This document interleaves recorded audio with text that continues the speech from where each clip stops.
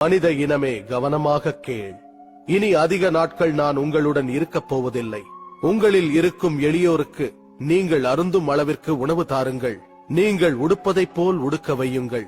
உங்கள் இறைவனை நீங்கள் சந்திப்பீர்கள். அவன் உங்கள் நடத்தைகளை கணக்கெடுப்பான்.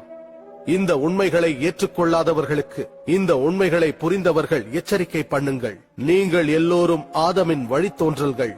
உங்களில் யார் இறைவனை அதிகம் நேசிக்கின்றார்களோ அவரே சிறந்தவர்.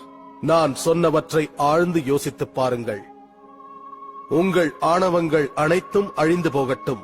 ஒவ்வொரு இஸ்லாமியனும் சக இஸ்லாமியன் தனது சகோதரன் என்று தெரிந்து கொள்ள வேண்டும். அனைத்து இஸ்லாமியரும் ஒருவருக்கு ஒருவர் சகோதரரே. இஸ்லாம் மார்க்கத்திற்குள் இன வேறுபாடுகள் இல்லை. அன்பளிப்பாக கொடுக்கப்பட்டதை தவிர உங்கள் சகோதரரிடமிருந்து நீங்கள் எதையும் எடுத்துக் கொள்ளக்கூடாது. யாரையும் அடக்கி வைக்காதீர்கள். யாருக்கும் அடங்கியும் போகாதீர்கள். என் சகோதரர்களே, நானும் உங்களைப் போன்ற ஒரு மனிதர்தான். உயிரை கைப்பற்றக்கூடிய வானவர்கள் என்னிடம் விரைவில் வரக்கூடும். மரணம் என்னை கவர்ந்து செல்லக்கூடும். ஆனால் நான் இறைவனின் வார்த்தைகளாக உங்களுக்கு ஒரு வேதத்தை விட்டுச் செல்கிறேன். அதுதான் திருக்குரான். அதுவே உங்களுக்கு ஒளி, உங்களுக்கு வழிகாட்டி. அதன் பிறகு மீண்டும் ஒரு முறை மக்களிடம் முகமது நபி அவர்கள் குரானின் மகத்துவத்தை கூறினார். அது நபி அவர்களின் வார்த்தைகள் அல்ல, இறைவனின் வார்த்தைகள்.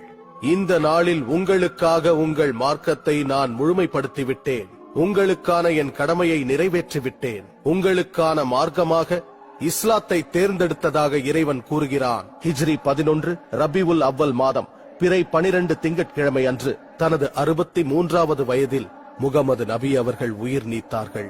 இப்படிப்பட்ட மனிதர் எப்படி மரணிக்க முடியும் என்று அவரது தோழர்களில் சிலர் நம்ப முடியாமல் தவித்தார்கள். ஆனால் நபி அவர்களின் தோழரான அபு பக்கர் பள்ளி வாயலில் எழுந்து நின்று, முகமதை வழிபடுவோர் எவரேனும் இருந்தால் அவர் இறந்து விட்டார் என்று தெரிந்து கொள்ளுங்கள்.